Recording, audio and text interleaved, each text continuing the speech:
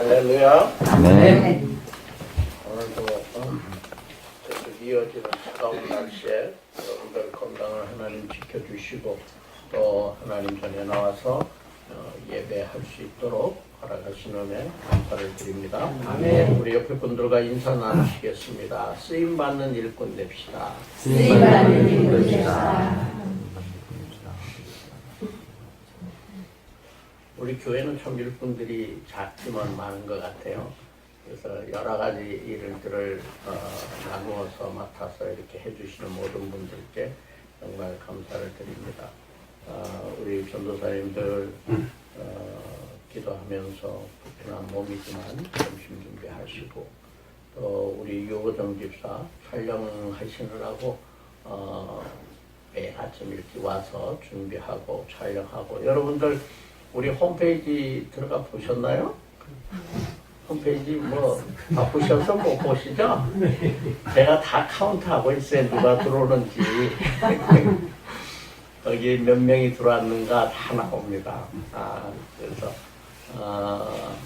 뭐 한번 제 설교 뭐 별로 이렇게 들을 거리가 없어서 들을 게 없다고 하더라도 우리 집이니까 한번 들어가 보시기 바랍니다. 네. 늘 그거를 또 올려주시는 홈페이지 관련 우리 이나리 집사가 있고 또 멀리 진천에서 또 반주하기 위해서 오는 우리 이빈나 집사 또 늘 기도하시고 우리 교인들을 세우고 교회를 세워나가기 위해 기도하시는 장로님과 권사님 그리고 집사님들 모두 분들에게 감사를 드립니다. 이렇게 교회는 하나의 지체입니다. 그래서 모두가 다 맡은 일들이 서로 다르다고 할지라도 이것이 모여서 하나님께 영광 돌리는 귀한 은혜가 있는 줄 믿습니다. 요한복음은 지금 우리가 17장까지 했는데 18장 이후에는 예수님의 순환과 그리고 십자가의 고난 그리고 부활을 이어서 이제 우리가 설교를 해야 되기 때문에 금년도 이제 부활절 즈음 해서 그 시기에 맞추어서 연속으로 18절부터 다시 18장부터 나가기로 하고 이제 다른 설교를 중간중간에 이제 드리도록 하겠습니다. 오늘하고 다음 주 그리고 그 다음 주 정도까지 우리 다니엘서에 대해서 여러분들에게 말씀을 전하겠습니다. 오늘은 그 첫 시간으로 믿음의 다니엘이 어떻게 하나님의 은혜 가운데서 살았는가라고 하는 것을 말씀을 드립니다. 우리가 다니엘 그러면은 여러분들 많이 들어보셨고 또 성경 공부 시간에도 많이 공부하신 내용입니다. 그 내용을 한번 우리가 깊이 있게 우리에게 주시는 말씀이 뭔가 나에게 주는 말씀은 뭔가 라고 하는 그런 관점에서 한번 생각하실 수 있기를 바랍니다. 이 다니엘서는 여러분들이 숙제 나갑니다. 다니엘서를 1장부터 6장까지 다음 주까지 꼭 다 읽어보시기 바랍니다. 네, 어디 멀리 가시더라도 성경책 들고 가셔서 여행하시고 또 어디 다니시고 하면서 일하시면서도 꼭 읽어보시기 바랍니다. 1장부터 6장까지는 다니엘의 생애와 하나님이 함께 하심을 기록한 책입니다. 그리고 7장부터 12장까지는 다니엘에게 직접 계시된 네 가지 4대 묵시를 기록해 놓았습니다. 그래서 1장부터 6장까지를 중심으로 해서 말씀을 드리는데 여러분들이 그 내용을 잘 보시기 바랍니다. 이거는 우리 구약 성경은 이스라엘의 역사책이 아닙니다. 단순하게 역사책을 만일에 기록했다면 그건 역사책일 뿐이죠. 그러나 여기에는 하나님이 섭리하시고 하나님이 역사를 운행하시는 그러한 것들을 기록해 놓은 책입니다. 그렇기 때문에 이것은 과거의 기록이지만은 현재에도 그리고 미래에도 하나님의 섭리가 어떻게 움직이고 계신가 또 하나님이 어떻게 이 시대를 통해서 우리에게 주시는 말씀이 무엇인가 라고 하는 것을 우리는 보아야만 하고 또 볼 수 있는 것입니다.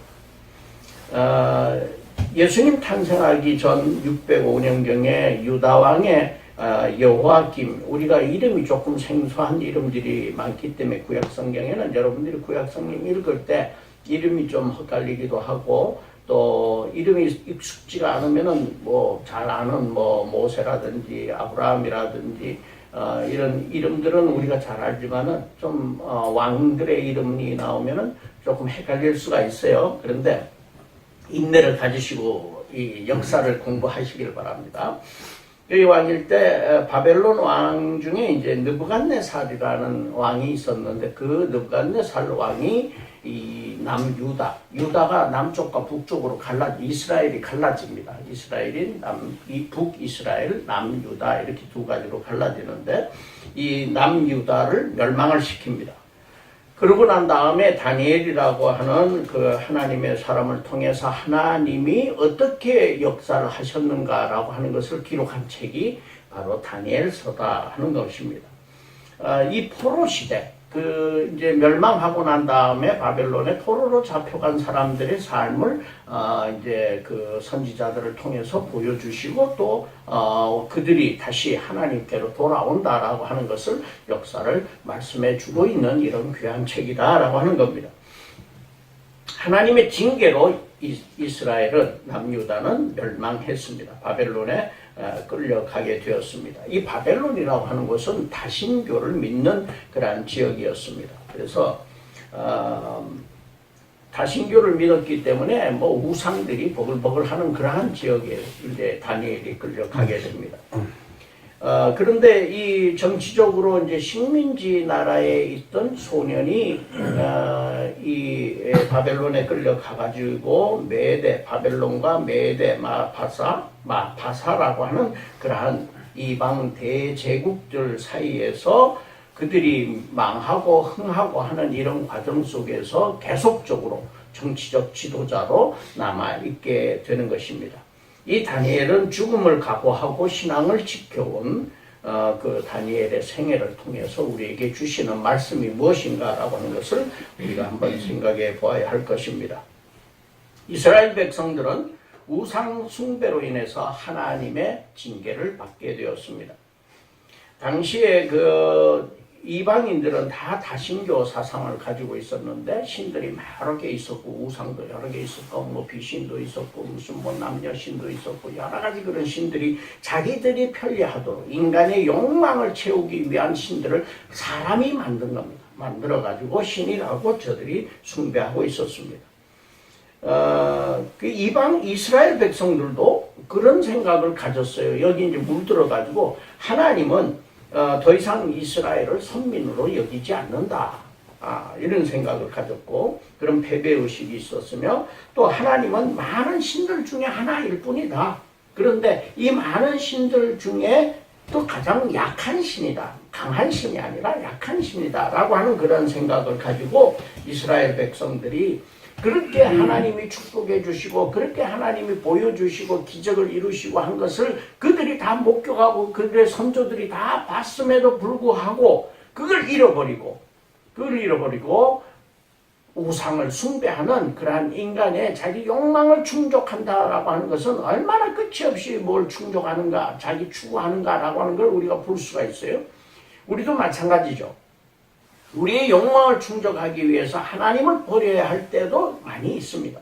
그런데 그 유혹을 갖다 우리가 이겨내야 되는데 그 유혹을 이겨내지 못하고 자빠지는 경우가 대단히 많죠.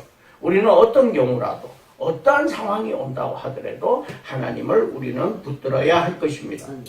다니엘이 그의 믿음을 통해서 하나님의 역사하심을 입증하는 그런 신앙관을 보여주고 있는 것입니다. 이 다니엘이 선민 이스라엘에게 자신의 평생 체험을 통해서 일어난 일들을 기록하고 있습니다. 오늘 우리에게 주시는 교훈은 하나님은 우리가 다 멸망했다라고 생각할 때에도 우리를 구원하시기 위해서 누군가를 통해서 어디선가 역사하고 계신다. 하나님은 우리가 다 멸망했고 끝났다라고 하는 생각을 가질 때에도 이스라엘 백성들이 그런 생각을 갖지 않았겠습니까? 바벨론에 완전히 멸망을 해가지고 바벨론의 포로로 다 끌려갔어요. 우리나라가 36년 동안 일제 침략하에서 일제의 모든 것이 다 끝났다라고 생각한 사람들이 많이 있었죠. 그래가지고 우리나라도 이제는 우리가 일본이다. 일본에 충성해야 돼. 천황에게 충성해야 된다 하고 천황 우상을 섬기는 그런 사람들도 많이 있었습니다.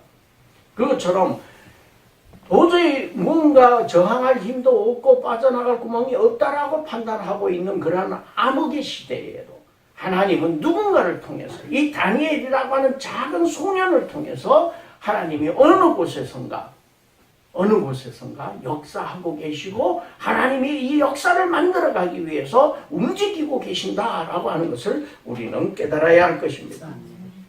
이와 하나님은 절대 신앙을 가진 사람에게는 어떤 상황이 온다고 하더라도 지키시고 인도하신다는 겁니다. 다니엘의 생애를 보면 참으로 파란만장한 생애였을 겁니다. 그는 결국은 식민국민일 뿐입니다. 식민지에서 잡혀온 포로일 뿐이었어요. 그러나 하나님이 함께 하시고 지키시니까 쓰임받는 일꾼이 된다라고 하는 것입니다. 또 하나님은 하나님을 배신하고 타락한 백성도 버리지 아니하시고 이스라엘 백성들이 그렇게도 하나님을 배신했지만은 버리지 아니하시고 택하신 그들이 돌아오기를 신실하게 기다리고 계신다라고 하는 겁니다. 하나님의 약속은 축복의 주마라고 하신 약속은 신실하십니다. 신실하시다는 것은 지키신다는 것입니다. 우리는 사람들 간의 약속을 잘 지키지 못할 때도 있지만은 하나님은 우리에게 주신 약속을 반드시 지키신다. 그리고 돌아오면 바로 하나님이 용서하시고 축복하신다라고 하는 것을 우리의 역사를 통해서 볼 수 있는 것입니다. 또 어려운 일을 당할 때 우리가 겸손한 마음으로 날마다 기도하는 신앙의 절개를 지켜나가면 하나님은 그 기도를 들으시고 우리에게 축복을 주신다라고 하는 것입니다. 여러분들이 다니엘서를 읽으면 생각나는 사람이 있을 겁니다. 아마도 요셉이 제일 먼저 생각이 날 겁니다. 애굽에 팔려온 요셉이 하나님의 축복과 도우심으로 총리 대신이 되고 이스라엘 온 가족을 구하고 그리고 하나님의 영광을 드러낸 역사와 그리고 아주 유사한 그러한 삶을 살아간 사람이 바로 다니엘의 삶이다라고 하는 것입니다. 이 요셉도 역경 가운데 흔들리지 않았습니다. 하나님 바라보는 그 눈동자는 하나님에게 고정시키고 그는 살아갔던 것입니다. 그래 흔들리지 않는 그 믿음을 통해서만이 우리가 하나님을 기쁘시게 할 수 있다라고 하는 것을 확실하게 믿었던 것입니다. 또 생각나는 분이 있을 겁니다. 모세가 바로의 궁에서 40년간 지도자 훈련을 받고 또 이스라엘 백성의 지도자가 되어서 그들을 가나안 땅으로 인도해 가고 간 그러한 역사적 사실을 보면서 이 다니엘의 삶이라고 하는 것은 요셉과 모세와도 아주 흡사한 삶을 살았던 사람입니다. 하나님이 쓰시는 사람은 하나님께서 필요한 대로 훈련시켜서 쓰신다라고 하는 겁니다. 그래서 나는 지금 나이가 이제는 몇인데 뭐 하나님이 이제 쓰시겠나? 또 나이가 몇인데 나를 하나님이 이제 뭐 언제 훈련시켜서 나를 쓰시겠나? 지금도 하나님은 여러분들을 쓰시기 위해서 여러분들을 훈련시키시기 원하십니다. 아무리 나이가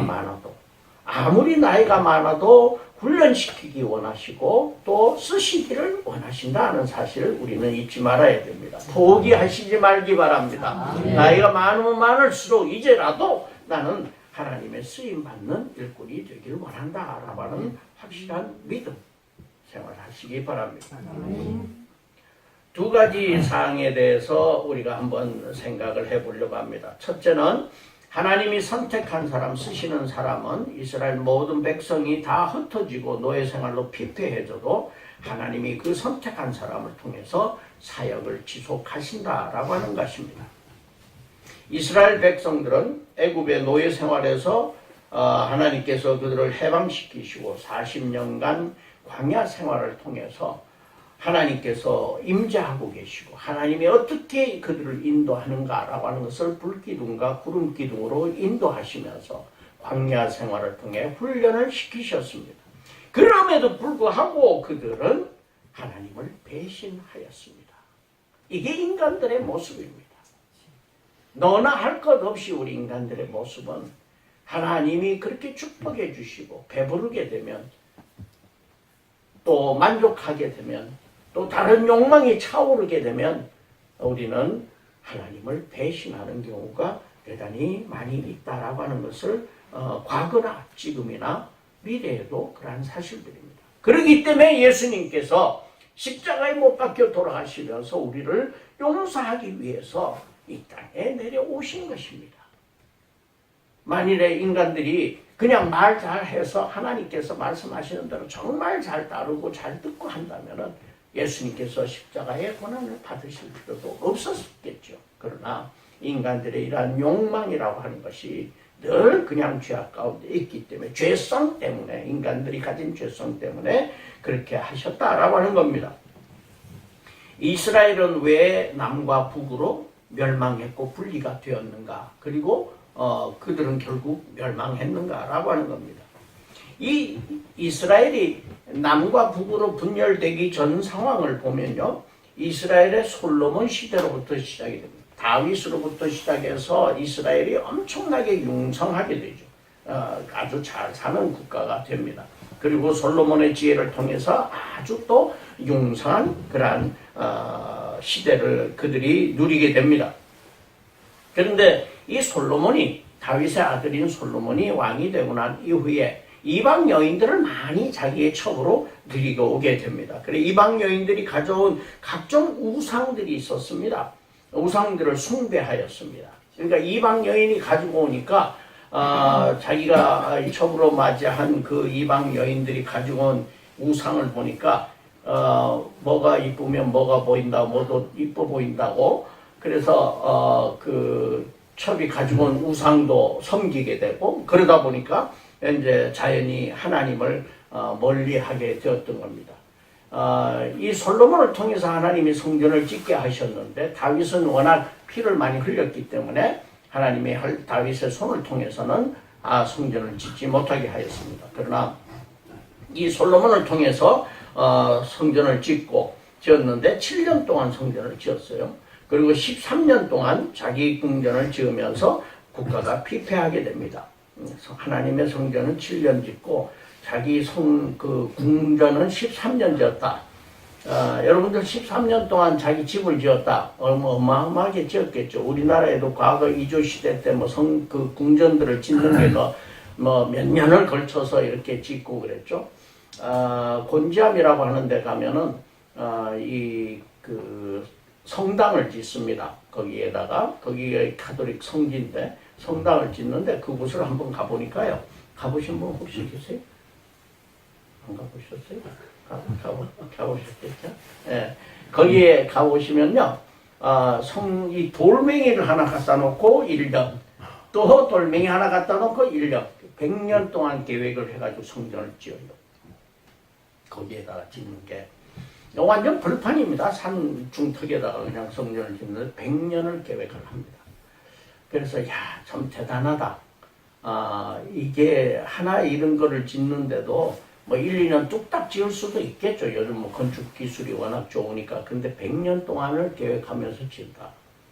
참 얼마나 공을 들이면서 기도하면서 짓는가라고 하는 그런 생각을 해보게 됩니다. 무리하지 않는 거죠. 한국은 우리 그 개신교들은 그 교회 하나 그냥 어마어마하게 큰 것도 뚝딱 짓죠. 어느 날 후배 한 분이 전화가 왔어요. 아이고 선배님 목회를 하신다고요. 제가 목회한다니까 좀 놀라는 사람들이 조금 있는 것 같아요.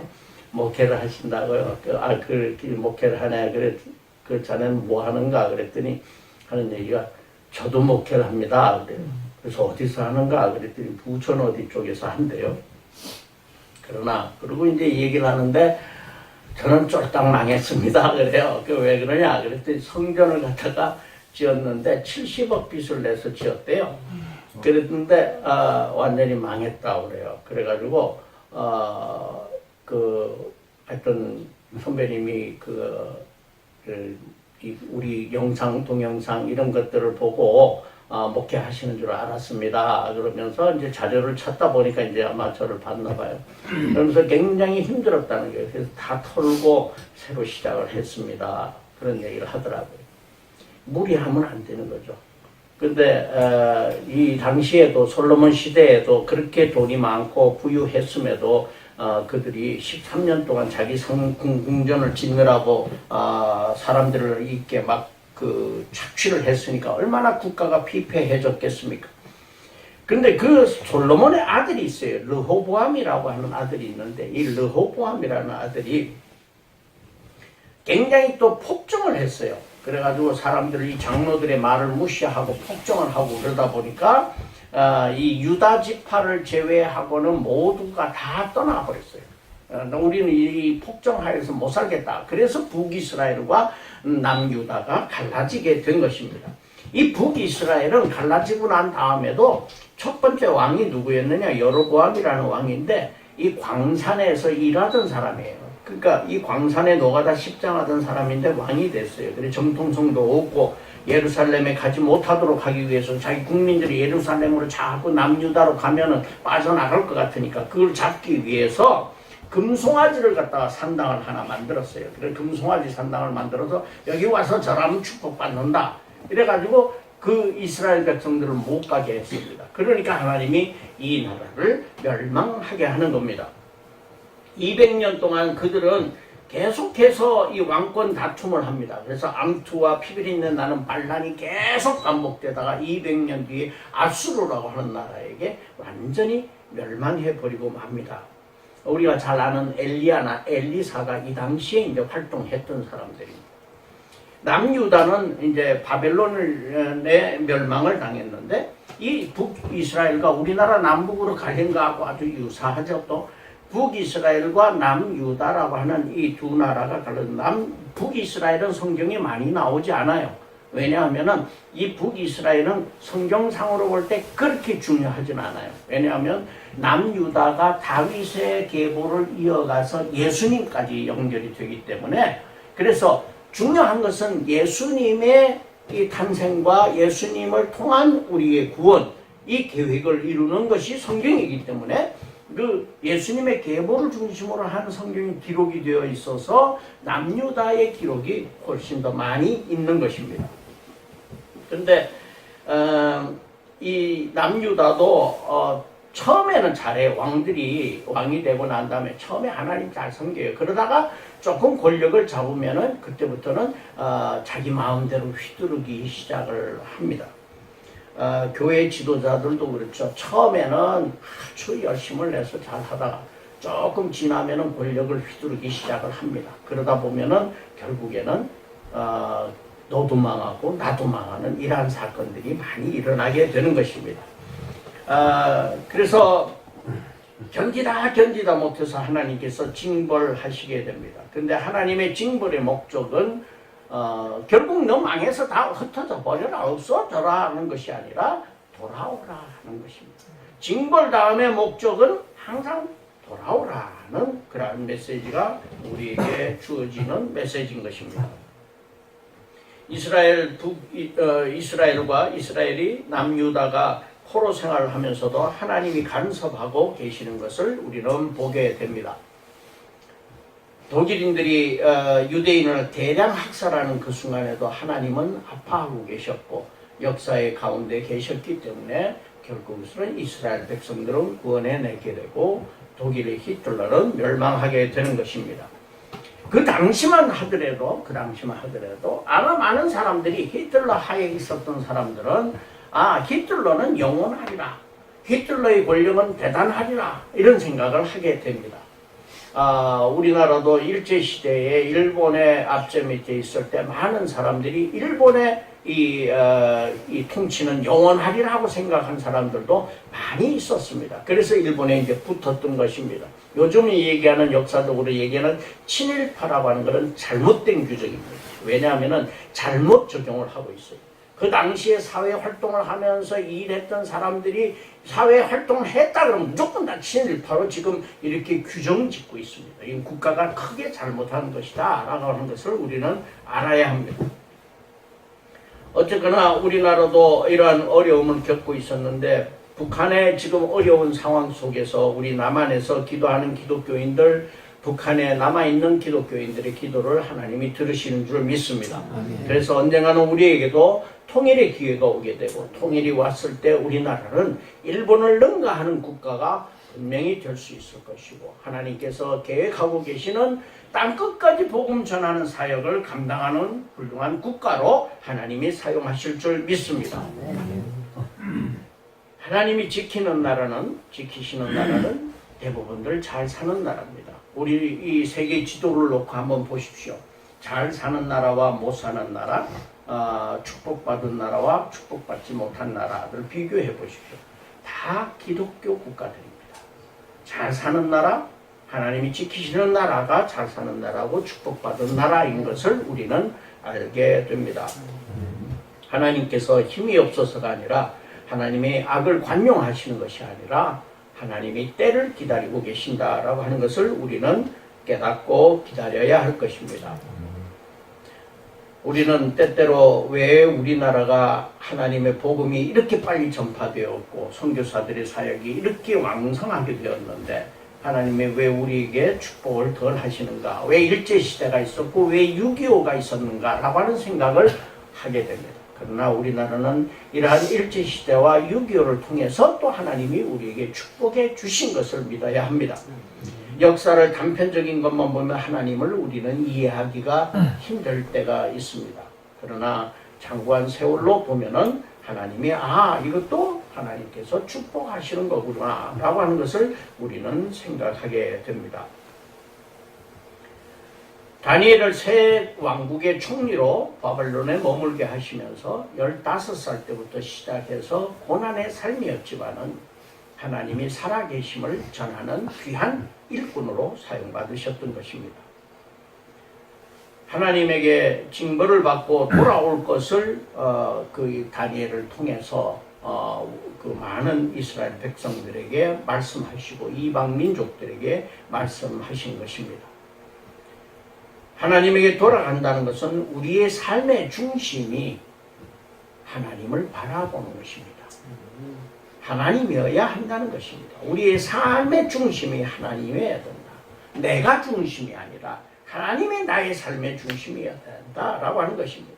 나의 욕망 채우기 위한 것이 아니라 우리의 모든 삶의 목표가 하나님을 영화롭게 하는 것이어야 한다는 것입니다. 나의 욕망을 채우는 것은 기복신앙인 것입니다. 요즘 한국의 기복신앙이 여러 가지로 문제가 되고 있습니다. 이런 기복신앙, 그냥 인간적인 욕망만 충족된다라고 하는 것을 계속해서 말하는 것은 잘못된 것이다. 축복받고 잘 먹고 잘 사는 것입니다 라고 하는 그것이 주님이 가르치신 고난과 그리고 좁은 문과 좁은 길로 가라고 하는 말씀과는 너무나 다른 말씀인 것입니다.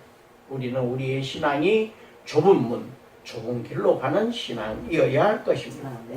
하나님을 영화롭게 한다라고 하는 것은 말씀에 순종한다는 것입니다. 우리가 지지난주에 요한복음 17장에서 주님이 하신 마지막 기도에서 이렇게 봤죠. 아버지를 영화롭게 하였으니 이제 아버지가 나를 영화롭게 하여 주옵소서라고 하는 말씀을 전했어요. 이때 아버지를 영화롭게 했다는 것은 아버지 말씀에 순종했다라고 하는 것입니다. 그래서 하나님 아버지를 영화롭게 한다는 것이 어떻게 사는 것이냐? 말씀에 순종하고 살아간다라고 하는 것입니다. 예수님께서도 말씀에 순종하고 살아갔다라고 하는 거죠. 그러니까 저의 부활을 통해서 저를 영화롭게 해주시옵소서라고 기도했던 것입니다. 근데 이 말씀에 순종한다라고 하는 것은 무슨 말씀에 순종하는 것이냐? 우리에게 주신 사명, 예수님께서 십자가를 지시고 이 많은 사람들을 인류를 구원하시기 위한 십자가 고난을 받으시라고 하는 그러한 하나님의 계획과 사명을 감당하셨다, 순종하셨다는 겁니다. 우리도 우리에게 주신 하나님이 주신 사명을 감당하는 것이 우리가 말씀에 순종하는 것이다 라고 하는 것입니다. 그러면 우리가 가진 사명이 그럼 무엇입니까? 이제 이렇게 질문하겠죠. 여러분들 때때로 저희 사명이 무엇인지 아직 잘 모르겠어요. 잘 깨닫지 못하겠어요 라고 생각을 할 때가 있습니다. 이거는 이제 어떤 분들은 그런 생각을 해요. 사명이라는 것은 목사가 되는 게 사명이고 전도자가 되는 게 사명이다. 그래서 그런 걸 해야만 사명자다 이런 생각을 하는데 그건 아닌 것 같습니다. 다니엘은 포로로 끌려가서도 그 순간에도 주어진 일에 충성을 다하고 임했습니다. 충실히 임했, 성실하게 임했. 자기에게 주어진 여건이 어떤 것이냐라고 하는 것은 하나님이 주신 것이다 라고 하는 믿음을 가지고 거기에 충성을 다하라는 것입니다. 그래서 충실하게, 성실하게 살아갔던 것입니다. 우리에게 주신 사명과 일터가 있을 겁니다. 하나님이 열어주신 것들입니다. 그런 것들에 자기의 최선을 다해서 하나님을 경외하면서 살아가라. 마음의 중심은 항상 하나님 가운데 있으면서, 그러면서 우리에게 주어진 여건, 내가 사업을 하든 농사를 짓든 공직자로 살아가던 기술자가 되든지 무역을 하는 사람이든지 가정주부로 살아가든지 여러 가지 사업을 하는 사람이든지 남을 가르치는 선생님이든지 어떠한 여건 하에 있다고 하더라도 우리 최선을 다해서 성실하게 살아가는 것입니다. 그래서 다른 사람들이 우리를 바라볼 때 아, 저 사람은 다른 사람과 구별된 사람이다 라고 하는 것을 우리는 깨닫게 해주는 것입니다. 이 다니엘이 그렇게 살았던 것입니다. 그는 포로로 가가지고 어린 소년으로서 포로 생활을 했지만은 그러나 다른 사람들이 바라볼 때 아, 저 사람은 확실하게 하나님을 믿는 사람이구나. 하나님의 사람이구나 라고 하는 것을 나타내는 것이 바로 하나님을 영화롭게 하는 삶이다 라고 하는 것입니다. 두 번째는 성실함과 하나님이 주신 지혜로 우리는 신뢰받고 자신을 성결하게 지키고 살아가야 된다라고 하는 것입니다. 이 느부갓네살 왕이 그 유대에 있는 포로들 가운데, 포로 백성들 가운데 똑똑한 사람들, 용모가 준수하고 아주 그 지식이 뛰어나고 이런 사람을 데리고 와라. 그래가지고 그들을 데리고 와서 소년들을 데리고 와서 왕이 마시는 포도주와 고기와 음식을 먹여서 3년 동안 양육합니다. 그래서 유다에서 4명의 소년을 데리고 옵니다. 다니엘과 하나냐와 미사엘과 아사랴라고 하는 사람입니다. 여기에는 이 사람들은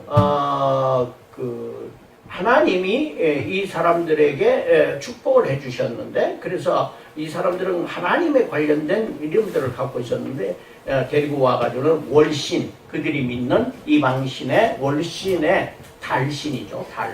달신의 이름으로 다 바꾸게 됩니다. 정복자들은 대부분 보면 피정복자들의 이름을 바꾸는 역할을 하죠. 왜냐하면 내가 주인이다 라고 하는 말을 하기 위해서입니다. 그리고 일제시대에도 일본 사람들이 우리나라 성을 다 바꾸게 했죠. 그리고 일본 이름을 짓게 했죠. 그리고 지금도 일본 이름이 계속해서 내려오고 있습니다. 그런데 이런 일본 이름들을 짓게 했습니다. 우리 성경상에도 보면 애굽의 바로느고가 남유다의 왕 엘리야김을 여호야김으로 이름을 바꾸게 했고, 느부갓네살이 마띠에나야를 시드기야로 이름을 바꾸게 했습니다. 여기서 사용하는 벨, 이 번식은 벨드사살이라는 이름을 줬는데, 이 벨이라는 것은 바벨론의 월신, 주신을 이름을 이야기하고 있습니다. 다니엘과 그의 친구들은 자신을 이러한 이름을 바꾸는 정도로 대단히 그들의 식민 통치를 하고 있었지만은 이 다니엘과 그 친구들은 4사람이서 자신을 정결하게 지키기 위해서 용기 있는 신앙을 보여주었습니다. 왕이 먹던 음식을 다 먹게 했습니다. 포도주와 고기와 그리고 왕이 먹는 음식을 먹여라. 그래서 아주 이 용모가 준수하게 하고 또 3년 동안 공부를 시켜가지고 이게 자기 호위병으로 이렇게 사용하기 위해서 이 왕이 이제 시켰습니다. 그런데 이 왕이 먹으라 온 음식을 거절하게 됩니다. 다니엘이 거절하게 되죠. 그리고 채식을 먹도록 해달라고 환관장에게, 그러니까 주방장이죠. 왕궁의 주방장에게 이야기를 합니다. 포로 주제에 먹으라면 먹을 것이지, 주는 대로 먹을 것이지, 뭐 샐러드만 먹겠다고? 뭐 결국은 샐러드 먹겠다는 거 아닙니까? 그렇죠? 고기 안 먹고 다 샐러드 먹겠다, 채식 먹겠다 그랬습니다. 이거는요, 하나님 믿는 빼기 없이는 말할 수 없는 거죠. 어떻게 왕의 명을 갖다 그렇게 어길 수가 있겠습니까? 왜 그러면은 다니엘은 이걸 거절했는가? 고기를 핏째로 먹지 말라는 계명을 지키기 위해서였습니다. 또 부정한 동물의 고기를 먹지 말라는 레위기의 말씀을 지키기 위해서입니다. 또 이들의 왕들은요, 제일 좋은 음식을 가져다가 먼저 자기들의 월신, 주신에게 갖다 바치고 제사를 드리고 난 다음에 그거를 왕들과 다른 사람들이, 이 귀족들이 갈라 먹었었어요. 그런데 이 제사 음식으로 사용했던 그러한 음식을 먹지 않겠다, 자신을 더럽히지 않겠다라고 하는 그러한 마음을 가지고 담대하게 거절했던 것입니다. 우리는 이 신약 시대를 살아가는 우리들도 영육간에 더럽혀지지 않도록 구별된 삶을 살아야 할 것입니다. 고기를 먹지 말라는 것은 아닙니다. 그러나 구별된 음식을 먹고 살아야 된다라고 하는 것입니다. 고린도전서 16장 19절에서 20절 말씀에 너희 몸은 너희가 하나님으로부터 받은 바 너희 가운데 계신 성령의 전인 줄 알지 못하느냐. 너희는 너희 자신의 것이 아니라 값으로 산 것이 되었으니 그런즉 너희 몸으로 하나님께 영광을 돌려라.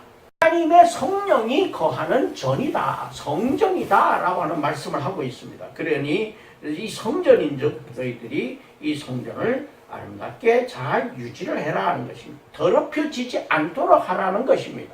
결국은 이 다니엘은 구약시대의 불이었지만은 하나님의 주신 이 몸을 더럽히지 않기 위해서 구별된 삶을 살았다라고 하는 것입니다.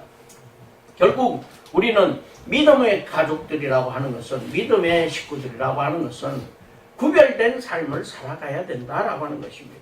하나님이 주시는 지혜를 가지고 우리는 구별된 삶을 살아가야 할 것입니다. 우리가 구별된 삶을 살아가기 위해서는 대단히 어려울 수 있습니다. 다니엘도 왕이 명령한 것을 어기게 하려고 하니까 황관장에게 말하기가 대단히 힘들었을 겁니다. 그러나 지혜를 주셨던 것입니다. 그래서 시험해봐라. 열흘 동안 시험해봐라. 그리고 우리가 괜찮으면 우리가 그 음식 먹도록 해달라고 하는 지혜를 발휘했던 것입니다.